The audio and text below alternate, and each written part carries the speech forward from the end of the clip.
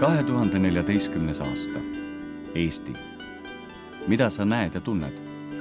Millest mõtled? Mis sind puudutab? Mina tahaksin täna rääkida Kalevipojast. Kalevipojal on tegelikult 4 autorit.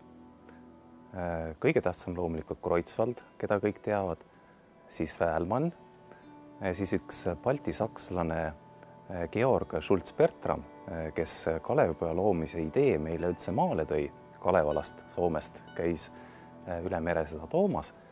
Ja 4. autor on tegelikult kõige kummalisem tegelane, üks Tarvastu talupoeg, kes õppis maamõõtjaks ja kelle nimi on Juhan Laagos. Ja tema saatis Kreutzwaldile 2 peatükki. 10. peatüki, mis on vetevaimude Kikepärasoo jagamise lugu, kus nad tülli läksid ja Kalevipoeg pidi seda lahendama. Ja teine peatükk on siis 16. peatükk, mis on tegelikult kõige hullem osa Kalevipojast. See on reis maailma otsa ja see oli tõesti nii hull, et Kreutzwald tükk aega mõtles, et kas seda saab üldse sinna sisse panna. Aga mis on selle taustaks? Taust on tegelikult selline, et siis kui Laagos seda 16. peatükki välja mõtles, oli ta natukene juba peast segi läinud.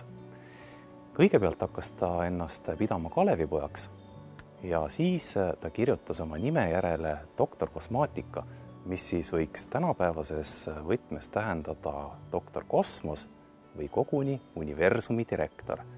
Nii et mõelge selle peale, meie eepos on kirjutanud mees, kes oli tegelikult universumi direktor. Valdur Mikita on kirjanik ja mõtleja, muinasjuttudesse uskuja, raamatu Lingvistiline mets autor.